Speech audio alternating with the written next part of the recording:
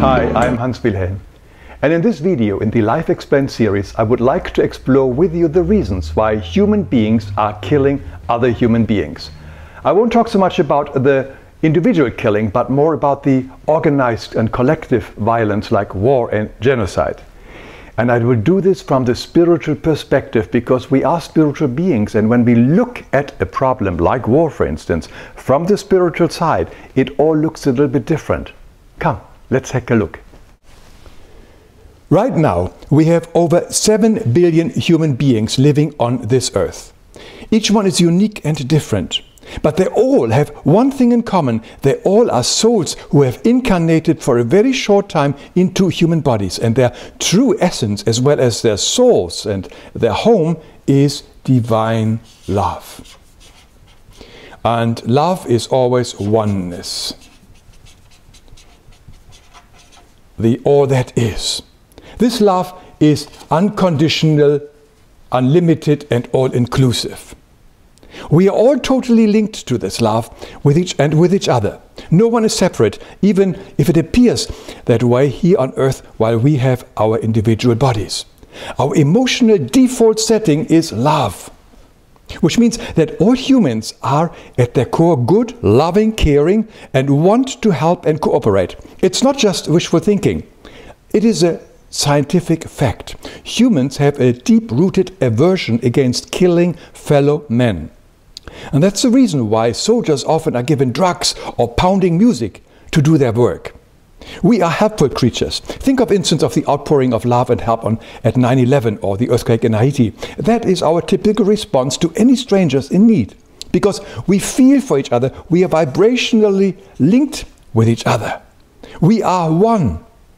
We are hardwired to assist others and also live in peace and harmony with each other. That is our natural state of being.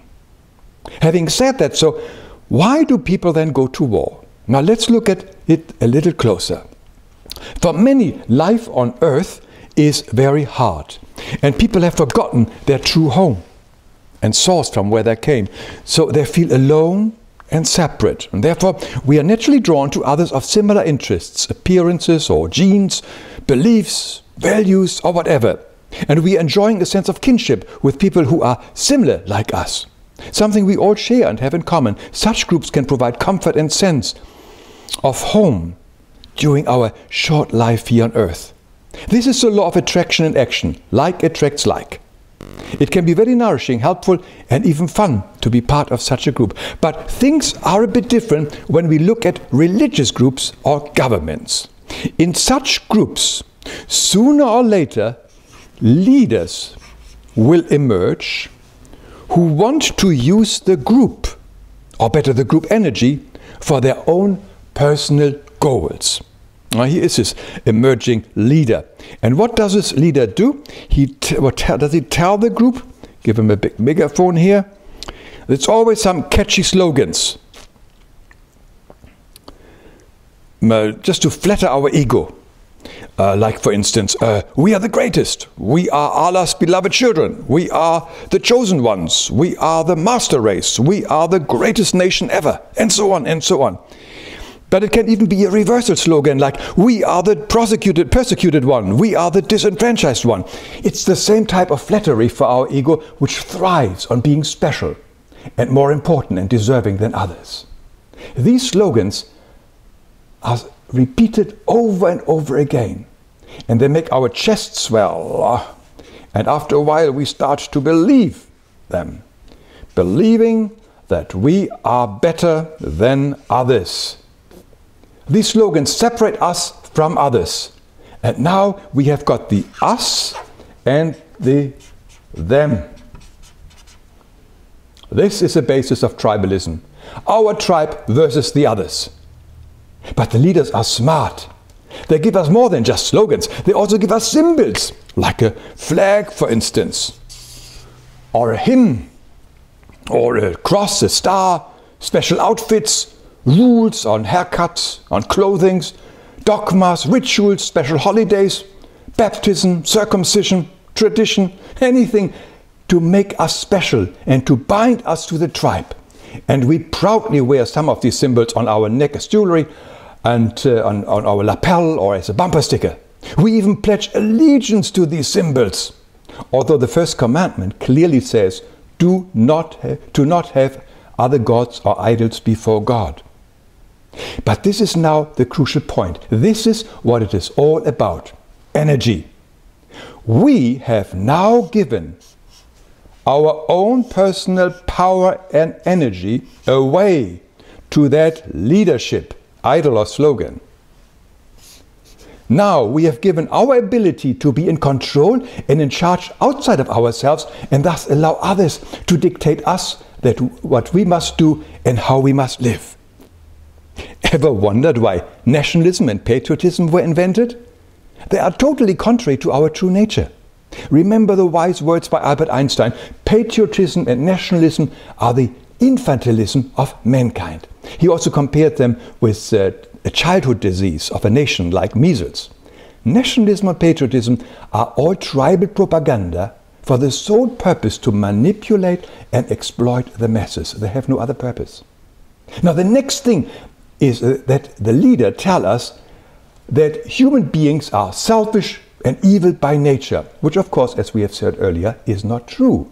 And we better protect ourselves from those who are not like us, our enemies. And now we have got enemies. To rule and to hold a tribe firmly together, it always requires an enemy. And now the tribe creates a wall around itself. This can be a passport or a membership or anything, or even a real wall. Think of the countries of past and present that have actually created huge walls around themselves, cutting themselves off from their neighbors. Of course, we are told by our leaders that this is only for our protection. Now with nationalism and patriotism comes the profitable military complex into the pictures. Now we all get guns. Wow.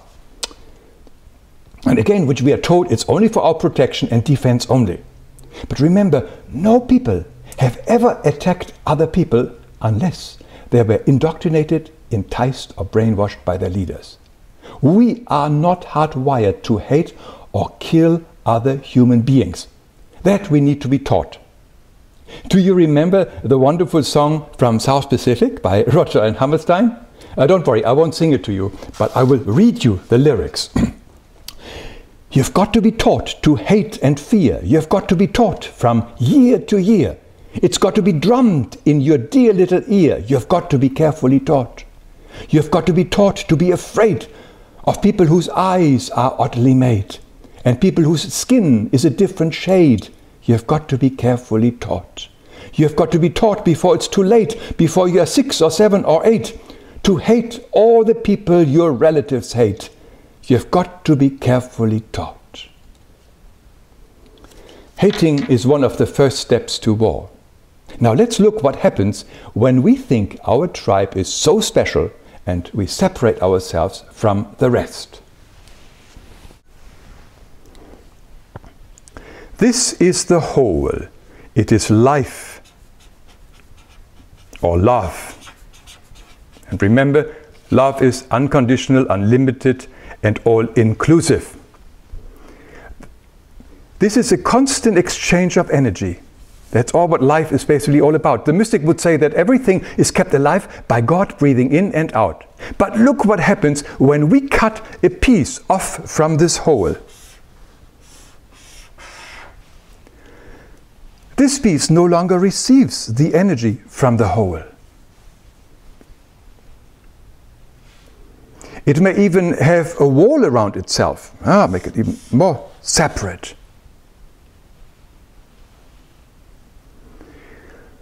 Initially, this piece or this tribe will do very well because it is now living initially from the energy that all the members have willingly given over as their life force, as we saw earlier an example. But sooner or later, this piece will become too weak to survive. So what do the leaders of such pieces or tribes do in such cases? They invade the rest of the whole for energy. That's what it is all about. That energy can be oil, can be land, colonies, slaves, conversions, you name it. But in the end, it will not last, because the tribe is opposite to love, life and freedom. Remember, the tribe lives the opposite. The tribe is always limited, conditional and exclusive. Think of every great empire of the past. The Roman Empire, the Greek Empire, the Ottoman, the Third Reich, and you name it, they all, as well as all the organized religions of the past. They were huge, big organized religion. They all died because they separated themselves from the whole, from love. And that's why for thousands of years we have sent our sons, our fathers and brothers into war, fighting for their tribes, becoming enthused zealots to protect their own tribe and eager to destroy the enemy's tribe. And we all do this because we gave our energy to tribes, their leaders, and we didn't challenge them or try to leave the tribe before it was too late. Can we see that without tribalism, there would be no wars, no Holocaust, no genocide, no slavery? Only he who no longer identifies with any tribe can become compassionate, not only with the victims, but also with the aggressor. But I like my group, the people I hang out with, you might say. And there's nothing wrong enjoying the kinship with others and groups with whom we share things in common. But giving our power, our energy away to tribal identity or leaders is contrary to our true nature and to life and freedom. I came to set you free, said the Master, because tribes always bind us, which is the opposite to love. Love is unlimited, unconditional and all-inclusive, but tribes are limited, conditional and exclusive. We are cosmic beings, free and infinite beings who have come here to earth for a very short stay. And as eternal beings or souls, none of us is a Catholic, a Latino, black, Jewish, gay or any other group or tribe. These are only roles which we play here on earth for a very short time, often depending on where we were born. Our soul and our true essence are well above such limiting and confining concepts or tribes.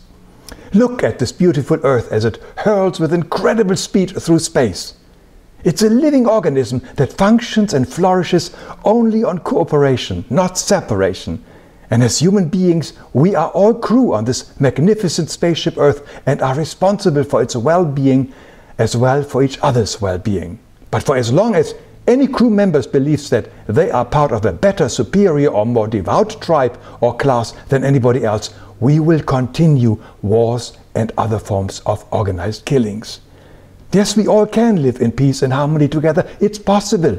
For instance, people of all different ethnic backgrounds, beliefs, races and sexual orientations are now living in relative harmony together on the Northern American continent. Admittedly, it took a few hundred years to get there, and it's far from perfect. But it's a beginning and it feels good. Yes, it's definitely possible. Thank you for watching. I hope you will join me again soon.